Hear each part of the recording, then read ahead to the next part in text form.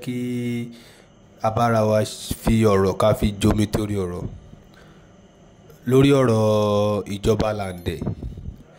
Dara ìyàwó ẹ̀ Mary Gold tó jẹ́ ọ̀rẹ́ Dara àti Baba T tó ń jà ràìnràìn ní orí ẹ̀rọ ayélujára àti báwa náà ṣe ń bá lọ lórí ìkànnì yìí. Ẹ wo fídíò tẹ́ ń wò ní ojúmọ́máwòrán mi yìí. Ìjọba Lande àti Baba T tí wọ́n ní ó bá ìyàwó Lande sùn ìyẹn Dara, àwọn ní ẹ̀rí tó ń lọ́mọ́ra wọn tí wọ́n ń dìmọ́ra wọn tí wọ́n ń kíra wọn yẹn lórí pé ẹ̀sùn ó bá ìyàwó mi sùn. Gbogbo àwọn la gbọ́ bí ìjọba Lande bí ó ṣe yarí tí ó ń sọ̀rọ̀ sí Baba T lórí ọ̀rọ̀ ìyàwó ẹ̀.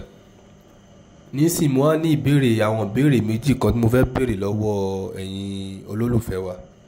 Kẹ́ bá wa fi sínú comment section ká kọ́ fi kọ́ra wa lẹ́kọ̀ọ́. Nísìnyí ta ni ló lose nínú àwọn obìnrin àti àwọn ọkùnrin tí wọ́n jọ wà nínú nǹkan tó ṣẹlẹ̀ láàrin ara wọn. Àwọn ọkùnrin rèé, àwọn ni wọ́n ti parí ìjà yìí. Ta ló wá short, ta ló lose nínú Dara, Mary Gold àti àwọn obìnrin tó kù tí wọ́n jọ involve.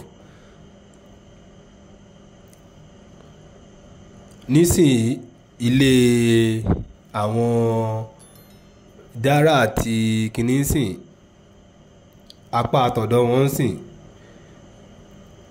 àti ìmọ̀ bóyá wọ́n sì máa bára wọn gbé lọ àbí wọn ò jọ bára wọn gbé mọ́. Sáìdì táwọn ọkùnrin rèé, àwọn ti kíra wọn, àwọn ló ń dìmọ̀ra wọn tẹ́ ń rí ní orí móhùnmáwòrán yìí. Wọ́n ní wọ́n ti yọ́nú síra wọn, ti parí ìjà gẹ́gẹ́ bá a ṣe rí nínú fọ́nrán tẹ́ ń wò yìí. Ṣùgbọ́n nǹkan kan wà ní ẹ̀yin àgbà máa ń sọ, ẹni ṣé a lè fi ojú re ṣá lè fi wo adóniláya tó ṣe bí òwe níwájú ẹ̀yin àgbà. Ẹni tẹ́ a ní pé ó dóni níyàwó, ṣé ènìyàn kan lè fi ojú re wò? Ìyẹn gẹ́gẹ́ bí òwe táwọn àgbà ń pa àti sáìdì ọ̀dọ̀ tèmi. Ṣé ìjọba Lande ṣó lè fi ojú re wo Baba T? Torí bó ṣe ń fi ojú rí Baba T, inú ẹ̀ máa bàjẹ́ ni pé ẹni tó dómi láya rèé.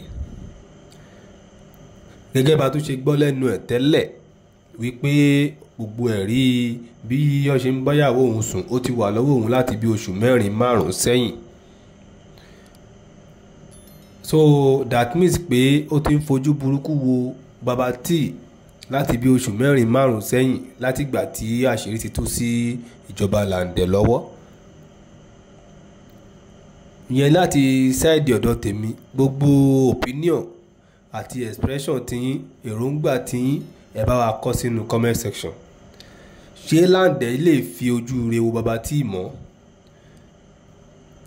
Ṣé dídìmọ̀ra wọn tó ń dìmọ̀ra wọn yìí ṣé ojú lásán ni àbí ṣé ó dénú Lande? Ẹ bá wa kọ sínú comment section. Nísìnyí Mary Gold àti Dara tó jẹ́ ìyàwó Lande, gbogbo àṣírí tó ń bò gbogbo ẹ̀ lọ́yẹ́ ó ti wá tó síta yìí. Gbogbo àwọn ìwà burúkú tọ́jọ́ ń bára wọn wò ní kọ̀kọ̀ gbogbo ẹ̀ ló ti tó síta yìí. So ta ló lose, ta ló pàdánù nínú àwọn obìnrin àti àwọn ọkùnrin báyìí? Ẹ bá wa fi èròǹgbà yín sí inú comment section. Eléyìí la ní kí àmúwá sí etí ìgbọ́yín àti ojú móhùnmáwòrán yín. Fídíò yẹn náà lè rí tí ó ń dìmọ̀ra wọn pẹ́típẹ́tí yẹn. Ṣé ó dénú ìjọba Lande lóòótọ́ pé ó yọ́nú sí Baba T? Gẹ́gẹ́ bí mo ṣe sọ tẹ́lẹ̀ pé gẹ́gẹ́ bí òwe ẹ̀yin àgbà pé ṣé a lè fojú re wo adóniláya.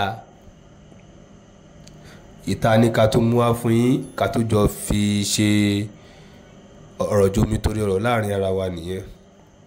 Bó bá tó ṣe ń tẹ̀ wá lọ́wọ́ ẹ ti mọ̀ pé àní jẹ́ kétí yín di sí a máa mú wá sí etí ìgbọ́yín àti ojú móhùnmáwòrán yín ni. Ẹ jọ̀ọ́ ẹ bá wa pín lógúnlógún, ẹ bá wa pín lọ́gbọ̀nlọ́gbọ̀n, kẹ́dẹ̀ bá wa bu ọwọ́ lu subscribe button tó bá jẹ́ àkọ́kọ́ tẹ́yin máa bá wa pàdé lélẹ́yìí.